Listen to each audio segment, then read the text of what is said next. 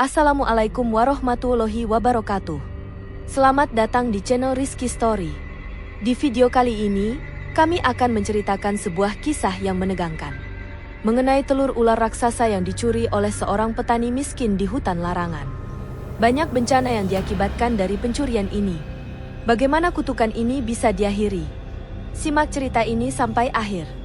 Jangan lupa untuk like, komen, dan subscribe juga. Wira memandang lebatnya hutan di depannya dengan keraguan yang menggigit. Ia tahu, hutan itu bukan sembarang tempat. Desa telah mewariskan cerita turun-temurun tentang keangkerannya, tentang bagaimana penjaga hutan yang berwujud ular raksasa akan menghukum siapapun yang melanggar batasnya. Namun, desakan hidup membuat Wira menutup telinga terhadap segala kisah itu. Dengan parang di tangan, ia melangkah masuk ke dalam kegelapan rindang. Sudah beberapa minggu ini utangnya menumpuk. Harga kayu yang ia jual tak cukup untuk membeli beras, apalagi melunasi pinjaman kepada lintah darat yang mulai mengancam keluarganya. Ia butuh sesuatu yang lebih berharga, sesuatu yang bisa ia jual mahal. Hutan larangan ini adalah pilihan terakhir. Ia mendengar desas-desus bahwa di dalamnya terdapat hewan langka, bahkan beberapa orang menyebut ada sarang ular besar yang menyimpan telur yang bisa dijual mahal di pasar gelap. Bagi Wira, desas-desus itu adalah harapan kecil yang harus ia pertaruhkan. Langkah Wira semakin dalam ke jantung hutan. Suara burung dan gemerisik dedaunan membuatnya tetap waspada. Beberapa kali ia merasa ada yang mengawasi, tetapi ketika ia menoleh, hanya ada pepohonan dan bayangan yang bergoyang di bawah sinar matahari yang terpecah oleh kanopi hutan. Setelah berjalan cukup jauh, Wira tiba di sebuah bukit kecil yang terlihat aneh. Tanahnya lembut, seperti pernah digali, dan di atasnya terdapat lingkaran dedaunan kering yang tertata rapi. Jantung Wira berdebar ketika ia menyadari itu adalah sarang, bukan sarang biasa, melainkan sarang ular besar. Ia mendekat dengan hati-hati, menyingkirkan daun-daun itu dengan ujung parangnya. Di dalamnya terdapat beberapa telur besar, masing-masing seukuran kepalan tangan orang dewasa, dengan cangkang berwarna keemasan yang berkilauan di bawah sinar matahari. Wira menahan napas. Ini pasti bernilai mahal, gumamnya. Ia mengulurkan tangan untuk mengambil salah satu telur. Namun, saat tangannya menyentuh permukaan cangkang yang dingin itu, udara di sekitarnya tiba-tiba berubah. Angin yang sebelumnya sejuk menjadi dingin, dan suara desis samar terdengar dari kejauhan. Wira merasa ada sesuatu yang salah, tetapi ia mengabaikannya. Dengan cepat, ia membungkus telur itu dengan kain dan memasukkannya ke dalam tasnya. Ini hanya telur, katanya kepada dirinya sendiri, mencoba menenangkan perasaan gelisah yang mulai merayap di pikirannya. Tidak ada yang akan tahu.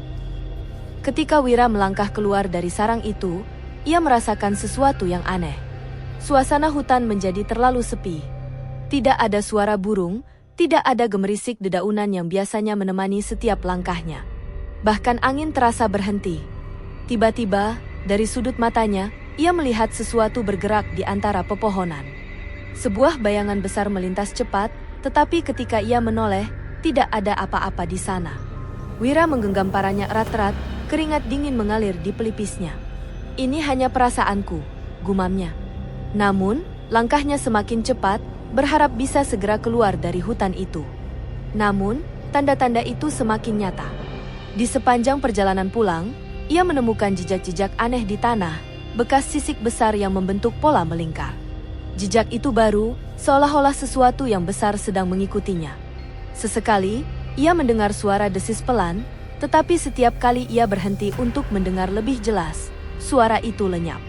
Ketika akhirnya Wira keluar dari hutan, langit sudah mulai gelap. Ia menghela napas lega saat melihat desa kecilnya dari kejauhan. Rumah-rumah sederhana dengan atap rumbia terlihat seperti benteng aman setelah perjalanan yang penuh ketegangan. Di rumahnya, istrinya, Sri, sedang menunggu di depan pintu dengan wajah cemas. "Kau lama sekali, Wira," katanya. "Apa yang kau dapatkan?" Wira tersenyum tipis, lalu mengeluarkan telur keemasan dari dalam tasnya. Sri memandang telur itu dengan takjub, tetapi juga dengan sedikit ketakutan. "Apa itu, Wira? Dari mana kau mendapatkannya?" "Telur ular besar," jawab Wira. "Tapi jangan khawatir. Ini bukan apa-apa. Aku akan menjualnya di kota dan melunasi semua utang kita." Namun, wajah Sri tidak menunjukkan ketenangan. "Kau mengambilnya dari mana?" Jangan bilang kau masuk ke hutan larangan itu. Wira tertawa kecil, mencoba menghilangkan rasa takut di hati istrinya. Hutan itu hanya cerita lama Sri. Tidak ada yang perlu dikhawatirkan. Tetapi, saat malam tiba, tanda-tanda pertama dari akibat perbuatannya mulai muncul. Rumah mereka dipenuhi suara aneh, desis yang pelan tetapi terus-menerus, seolah-olah berasal dari dalam dinding. Lampu minyak tiba-tiba padam meskipun tidak ada angin. Dan ayam-ayam di halaman rumah mereka ditemukan mati keesokan paginya, tanpa tanda-tanda luka. Wira mencoba mengabaikan semua itu, tetapi jauh di dalam hatinya, ia tahu. Sesuatu telah mengikutinya keluar dari hutan. Dan sesuatu itu tidak akan pergi begitu saja. Malam itu terasa lebih sunyi dari biasanya di desa Waringin. Suara jangkrik yang biasa menemani malam menghilang, digantikan oleh desis aneh yang samar tetapi terus terdengar. Wira, yang telah lelah setelah perjalanan panjang dari hutan, mencoba tidur di kamarnya. Namun, tidur yang ia harapkan tidak datang dengan mudah. Ada sesuatu yang membuat udara malam terasa berat, sesuatu yang tidak ia pahami tetapi cukup membuatnya gelisah. Di dapur, Sri, istrinya, menatap telur keemasan itu dengan campuran rasa penasaran dan ketakutan. Telur itu tampak bersinar samar di bawah cahaya lampu minyak. "Kau yakin telur ini aman, Wira?" tanyanya pelan. Rasanya ada sesuatu yang aneh. "Jangan khawatir, Sri," jawab Wira dari kamarnya. "Itu hanya telur ular. Besok aku akan pergi ke pasar untuk menjualnya. Uang dari telur ini bisa mengubah hidup kita." Sri mengangguk ragu, tetapi instingnya mengatakan ada sesuatu yang salah. Ia memutuskan untuk menutupi telur itu dengan kain dan memasukkannya ke dalam kotak kayu. "Lebih baik aku simpan di tempat aman," gumamnya. Esok paginya, Wira terbangun dengan perasaan tidak enak. Ia keluar dari rumah untuk memeriksa ayam-ayam di kandang, tetapi yang ia temukan membuatnya terpaku. Semua ayamnya tergeletak mati, tanpa luka atau tanda-tanda serangan. Bulunya masih utuh, tetapi tubuh mereka kaku seperti telah diracun. "Apa yang terjadi di sini?" Wira bergumam, membungkuk untuk memeriksa lebih dekat. Ia memegang salah satu ayam, tetapi tidak menemukan apapun yang aneh selain kematian mendadak yang tidak bisa dijelaskan. Sri datang ke kandang dengan ekspresi panik. "Wira, ini pasti ada hubungannya dengan telur itu. Sejak kau bawa pulang telur itu, semuanya mulai terasa aneh." Wira menggeleng, mencoba menyangkal. "Itu hanya kebetulan, Sri. Jangan percaya hal-hal seperti itu." Namun, saat mereka berbicara, tetangga mereka, Pak Raji, muncul di depan pagar rumah. "Wira," katanya dengan nada serius, "apakah kau mendengar apa yang terjadi semalam?" "Apa maksudmu, Pak Raji?" tanya Wira bingung. Beberapa warga melihat bayangan besar melintas di ladang. Mereka bilang itu seperti ular, tetapi terlalu besar untuk menjadi ular biasa, jawab Pak Raji. "Dan pagi ini, tanaman di ladang saya layu begitu saja, seperti disedot sesuatu." Wira menelan ludah. Ia ingin menyangkal semuanya, tetapi kejadian-kejadian ini terlalu dekat dengan waktu ia membawa telur itu pulang. Namun, ia tetap menyembunyikan kecurigaannya dan menjawab dengan tenang, "Mungkin hanya kebetulan, Pak." "Ular besar? Itu mungkin hanya cerita orang-orang yang terlalu takut." Pak Raji memandang Wira dengan tajam, seolah mencoba mencari kebenaran di balik kata-katanya. Namun, ia tidak berkata apa-apa lagi dan pergi meninggalkan mereka. Hari-hari berikutnya, keanehan di desa semakin menjadi-jadi. Bukan hanya ayam Wira yang mati tanpa sebab, tetapi beberapa hewan ternak warga juga mengalami hal yang sama. Sapi milik Bu Samin ditemukan tak bernyawa di kandangnya, dengan tubuh dingin dan mulut berbusa. Di tempat lain, tanaman padi mengering secara misterius, meskipun ladang itu baru saja diairi. Desas-desus mulai menyebar di antara warga desa. Mereka percaya bahwa seseorang telah melanggar aturan hutan larangan dan membawa kutukan ke desa. Beberapa orang bahkan mulai mengaitkan keanehan ini dengan Wira, meskipun tidak ada yang berani mengatakannya secara langsung. Di balai desa, beberapa warga berkumpul untuk membahas situasi tersebut. "Kita harus mencari tahu siapa yang melanggar aturan hutan," kata Pak Raji dengan nada tegas. "Kejadian-kejadian ini bukan kebetulan." "Bagaimana kita tahu siapa yang bersalah?" tanya salah seorang warga. Tidak ada yang mengaku masuk ke hutan larangan. Namun, tatapan beberapa orang mulai mengarah ke rumah Wira. Desas-desus bahwa Wira masuk ke hutan larangan diam-diam mulai menyebar. Bahkan beberapa warga mengaku melihatnya membawa sesuatu keluar dari hutan beberapa hari yang lalu. Di rumahnya, Wira mulai merasa tertekan. Ia tidak hanya menghadapi kecurigaan warga, tetapi juga desakan dari Sri yang mulai tidak tahan dengan situasi ini. "Wira, kita harus mengembalikan telur itu," kata Sri dengan nada cemas. "Aku tidak peduli berapa nilainya. Telur itu membawa masalah." "Tidak, Sri," balas Wira dengan tegas. "Telur ini adalah kesempatan kita untuk keluar dari kemiskinan. Aku hanya perlu waktu untuk menemukan pembeli yang tepat." Namun, malam itu, mimpi buruk menghantui Wira. Dalam mimpinya, ia melihat seekor ular besar dengan mata berkilauan seperti bara api. Ular itu melingkar di sekitar rumahnya, menyusup ke dalam kamarnya, dan menatapnya dengan tatapan yang dingin dan penuh ancaman. "Telur itu milikku," bisik suara yang dalam dan menggema. "Kembalikan, atau kau akan membayar mahal." Wira terbangun dengan napas tersengal, tubuhnya basah oleh keringat. Ia melihat ke sekeliling kamar, tetapi semuanya tampak normal. Namun, suara desis pelan masih terdengar, seolah-olah ular dari mimpinya sedang mengawasinya dari kegelapan. Pagi harinya, Wira memutuskan untuk memindahkan telur itu ke tempat yang lebih aman. Ia menyembunyikannya di bawah lantai rumahnya, berharap tidak ada yang menemukannya. Namun, ketika ia memegang telur itu, ia merasa permukaannya lebih hangat daripada sebelumnya, seolah-olah ada sesuatu yang hidup di dalamnya. Sri memandang Wira dengan mata yang penuh rasa takut. "Wira, tolong kembalikan saja telur itu. Aku mohon." Namun, sebelum Wira sempat menjawab, terdengar suara ketukan keras di pintu depan. Wira membuka pintu dan mendapati Pak Raji bersama beberapa warga desa berdiri di sana.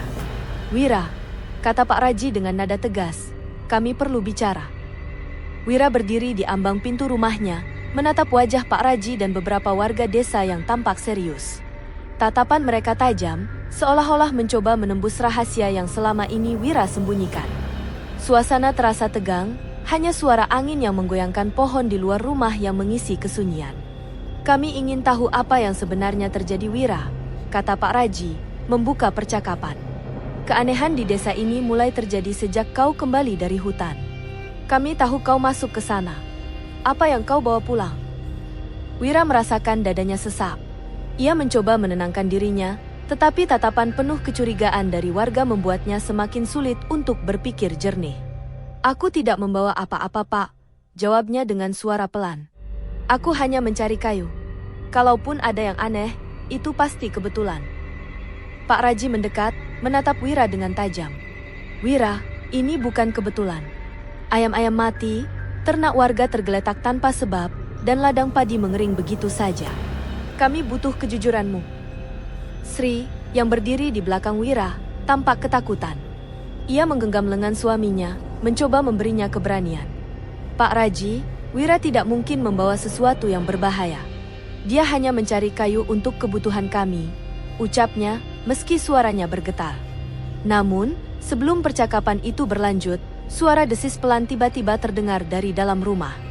Warga yang berdiri di luar langsung membelalak, saling bertukar pandang dengan cemas. Pak Raji mengangkat tangannya, meminta semua orang diam. "Apa itu?" tanya salah satu warga. Wira menelan ludah, jantungnya berdebar kencang. Suara desis itu semakin jelas, seperti berasal dari bawah lantai rumahnya. Ia tahu sumber suara itu. Telur ular yang ia sembunyikan. Pak Raji melangkah masuk ke rumah tanpa meminta izin. Warga lain mengikutinya, memenuhi ruang tamu kecil yang sederhana. Wira mencoba menghentikan mereka, tetapi tidak ada gunanya. Pak Raji berhenti di tengah ruangan, mendengarkan suara desis itu dengan seksama. "Ada sesuatu di bawah sini," kata Pak Raji, menunjuk ke lantai.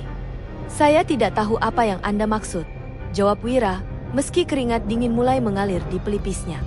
Namun, sebelum Wira bisa berkata lebih banyak, salah satu warga membuka papan lantai dengan parang. Dari bawah lantai, mereka menemukan sebuah kotak kayu kecil. Wira mencoba menghentikan mereka, tetapi sudah terlambat. Pak Raji membuka kotak itu, dan semua orang terdiam. Di dalamnya, telur ular berwarna keemasan itu bersinar samar di bawah cahaya lampu minyak. Warga terperangah. Beberapa dari mereka mundur dengan wajah ngeri, sementara yang lain berbisik-bisik. "Apa ini, Wira?" tanya Pak Raji, suaranya penuh kekecewaan. "Kau mengambil ini dari hutan larangan?" Wira tidak bisa menjawab. Tubuhnya terasa lemas, dan ia hanya bisa memandang telur itu dengan tatapan kosong. Setelah telur itu ditemukan, desas-desus tentang Wira menjadi semakin liar. Warga percaya bahwa telur itu adalah penyebab semua keanehan yang terjadi di desa. Beberapa bahkan menyebutnya sebagai kutukan yang akan menghancurkan seluruh desa jika tidak segera dihentikan. Malam berikutnya, desa dilanda kejadian yang lebih mengerikan. Di kandang sapi milik Pak Raji, seekor sapi ditemukan mati dengan tubuh membusuk seolah-olah telah terkena racun. Di tempat lain, seorang warga melaporkan bahwa ia melihat bayangan ular besar melintas di sawahnya. Suara desis terdengar hampir di setiap sudut desa, membuat semua orang tidak bisa tidur nyenyak. Di rumahnya, Wira mulai merasakan dampak yang lebih personal. Sri, istrinya, jatuh sakit tanpa sebab yang jelas. Tubuhnya lemah, matanya cekung, dan kulitnya menjadi pucat. Anak mereka yang masih kecil tiba-tiba kehilangan suaranya, tidak bisa berbicara sepatah kata pun. Wira mencoba memanggil tetua desa, tetapi tidak ada yang bisa menjelaskan apa yang terjadi. Di tengah keputusasaan itu, Wira mulai mengalami mimpi buruk setiap malam. Dalam mimpinya, ia melihat ular raksasa yang melingkar di sekitar rumahnya, menatapnya dengan mata merah menyala. Ular itu berbicara dengan suara dalam yang menggema di kepalanya, "Kau mencuri milikku. Kembalikan, atau kau akan kehilangan segalanya." Kejadian-kejadian itu membuat Wira semakin terpojok. Warga desa mulai menuntut agar ia mengembalikan telur itu ke hutan. Namun, Wira merasa takut. Ia tahu bahwa mengembalikan telur itu berarti menghadapi sesuatu yang jauh lebih berbahaya daripada sekadar kemarahan warga. "Kau harus mengembalikannya, Wira," kata Sri dengan suara lemah. "Ini satu-satunya cara untuk menghentikan semua ini." "Tapi bagaimana kalau mereka tidak menerima pengembaliannya?" tanya Wira dengan putus asa. "Bagaimana kalau aku justru tidak pernah kembali dari hutan itu?" "Kau yang membawa ini semua, Wira," jawab Sri, air matanya mengalir. "Kalau kau tidak melakukan sesuatu, kita semua akan binasa." Wira tidak bisa menjawab.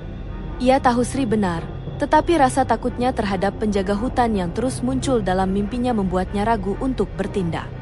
Di tengah kebingungan itu, Pak Raji datang ke rumah Wira dengan beberapa warga lainnya.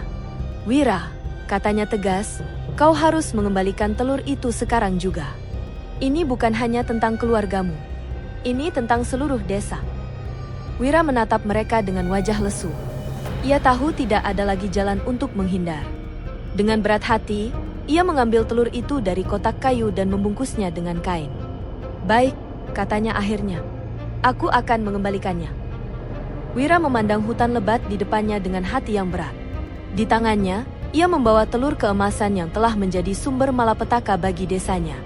Suara-suara di belakangnya, dari warga yang berkumpul di tepi desa, mengingatkannya bahwa ia tidak lagi sendirian. Mata mereka mengawasinya, penuh harap sekaligus rasa takut. "Ini semua tanggung jawabmu, Wira," kata Pak Raji sebelum Wira berangkat. "Kembalikan telur itu. Apapun yang terjadi, jangan kembali tanpa menyelesaikan apa yang kau mulai." Wira mengangguk, meski hatinya penuh keraguan. Ia merasa beban desa ada di pundaknya, tetapi rasa takutnya terhadap apa yang menunggunya di dalam hutan terus menghantui. Langkah Wira terasa berat saat ia melangkah ke dalam hutan larangan. Udara di dalamnya terasa lebih dingin daripada biasanya, dan suara alam yang dulu ia kenal kini terasa asing. Tidak ada kicauan burung atau gemerisik daun, hanya kesunyian yang mencekam, diselingi oleh desis samar yang seolah berasal dari segala arah. Ia menggenggam telur itu erat, melangkah semakin dalam. Jalan setapak yang dulu ia kenali kini tampak berbeda, seperti hutan itu berubah bentuk untuk menyesatkannya. Rasa takut mulai merayap di pikirannya. "Aku hanya harus menemukan sarangnya," gumamnya, mencoba meyakinkan dirinya sendiri. Namun, perjalanan itu segera berubah menjadi mimpi buruk. Pohon-pohon di sekitarnya tampak bergerak, bayangan besar melintas di antara batang-batangnya. Wira merasa seperti diawasi, tetapi setiap kali ia menoleh, tidak ada apa-apa. Tiba-tiba, sebuah suara berat menggema dari dalam kegelapan, membuat Wira terhenti. "Kau datang kembali, pencuri," kata suara itu, dalam dan bergetar seperti gemuruh. Kenapa kau membawa milikku? Wira mencoba menjawab, tetapi suaranya tercekat. Ia memandang ke sekeliling, mencari sumber suara, tetapi tidak menemukan apapun. Hanya kegelapan dan desis yang semakin keras. Langkah Wira semakin cepat. Ia tahu ia harus sampai ke sarang ular sebelum malam tiba. Namun, setiap langkahnya terasa semakin berat. Kakinya seperti tenggelam dalam tanah yang berlumpur, dan udara di sekitarnya semakin tebal dengan aroma yang tidak ia kenali, campuran tanah basah dan bau anyir yang menusuk. Saat ia mendekati sebuah bukit kecil yang ia kenali sebagai tempat sarang itu, suara desis tiba-tiba berubah menjadi raungan mengerikan. Dari kegelapan, bayangan besar muncul. Seekor ular raksasa dengan tubuh bersisik hitam berkilauan melata keluar dari balik pohon-pohon besar.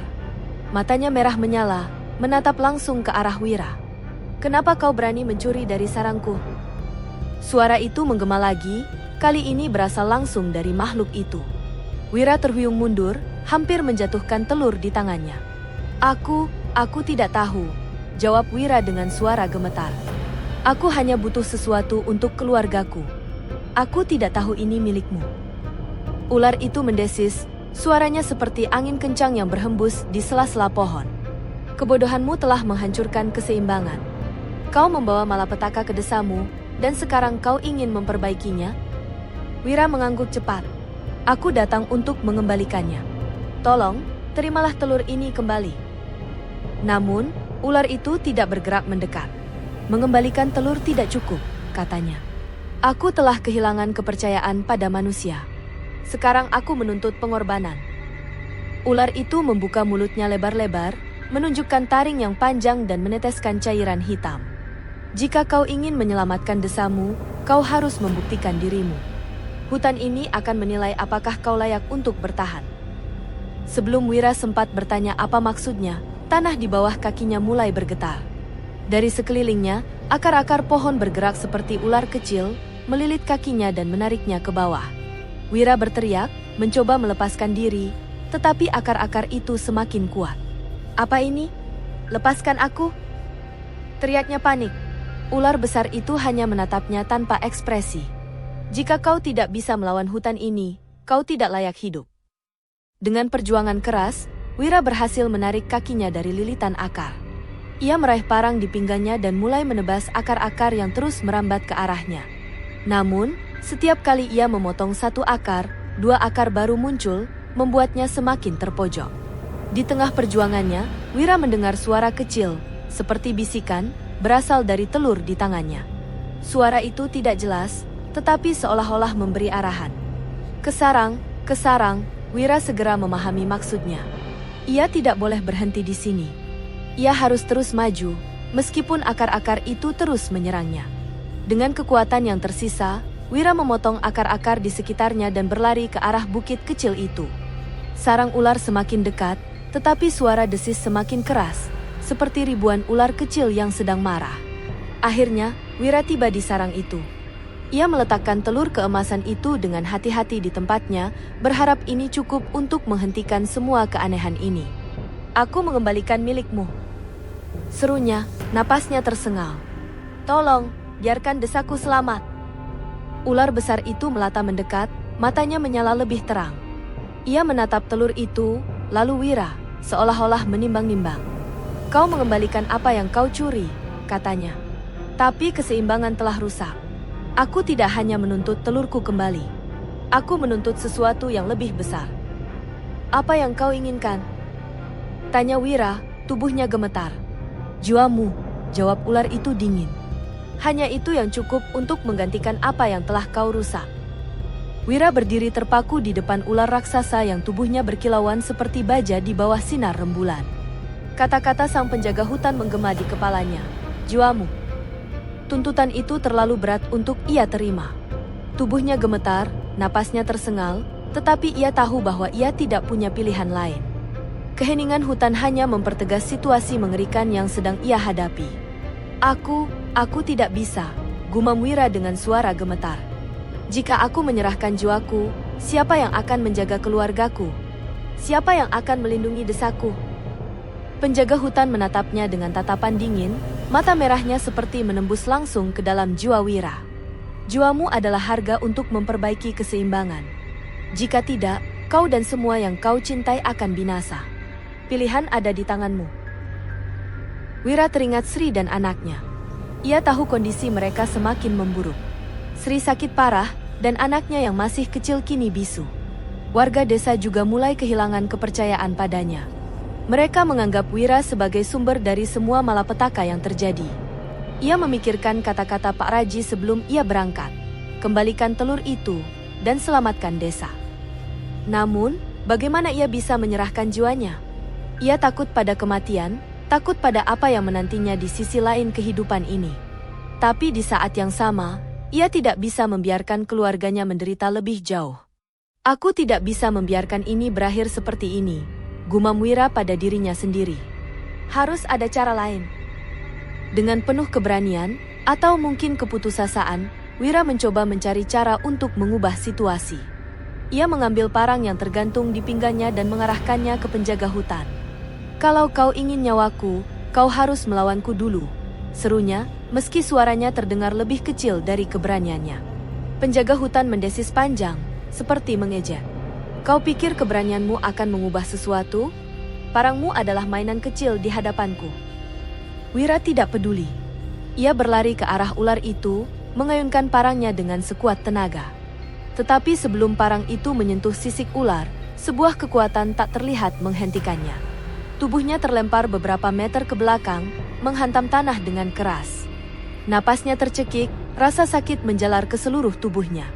Kau tidak memahami apa yang sedang kau hadapi, kata penjaga hutan, mendekat dengan gerakan melata yang mengerikan.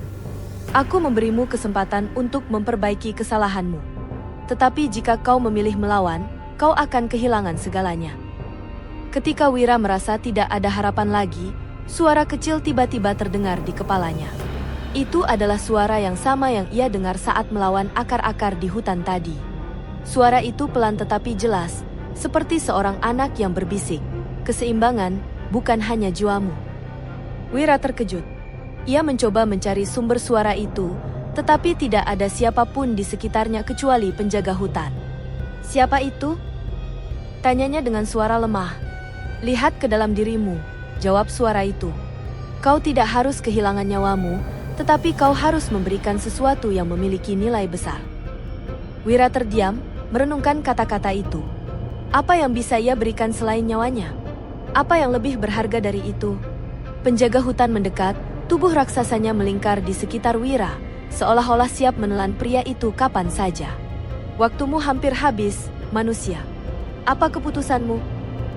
Wira mengingat keluarganya lagi, tetapi kali ini ia melihat sesuatu yang berbeda. Ia tidak hanya memikirkan hidupnya sendiri, ia memikirkan apa yang bisa ia lakukan untuk menyelamatkan mereka. Tiba-tiba, sebuah ide muncul di kepalanya, dan ia menatap penjaga hutan dengan mata yang penuh tekad. "Jika aku tidak bisa memberikan jiwaku," kata Wira perlahan, "maka aku akan memberikan janji. Aku akan mengabdikan seluruh hidupku untuk melindungi hutan ini. Aku akan menjadi penjaga bagi desaku dan alam di sekitarnya, memastikan tidak ada yang melanggar aturan lagi." Penjaga hutan terdiam, matanya menyipit seolah-olah mempertimbangkan tawaran itu. "Janji adalah hal yang serius, manusia," katanya akhirnya. "Jika kau melanggarnya, hukumanmu akan jauh lebih besar daripada kehilangan jiwamu. Apakah kau bersedia?" Wira mengangguk dengan tegas. "Aku bersedia. Aku akan menjadi penjaga hutan ini. Aku akan memastikan tidak ada lagi yang mengambil apapun dari sini." Penjaga hutan mendesis pelan, lalu perlahan melonggarkan lingkaran tubuhnya. "Baiklah," katanya. "Aku menerima pengorbananmu. Tetapi ingat, jika kau melanggar janji ini, tidak hanya kau yang akan binasa. Seluruh desamu akan ikut hancur." Setelah penjaga hutan menghilang ke dalam kegelapan hutan, Wira merasa tubuhnya lebih ringan. Ia menyadari bahwa telur keemasan itu kini telah kembali ke tempat asalnya, tetapi tanggung jawab yang ia bawa jauh lebih berat daripada sebelumnya.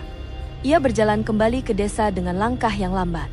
Ketika ia sampai di tepi desa, warga yang menunggunya tampak lega melihatnya kembali hidup.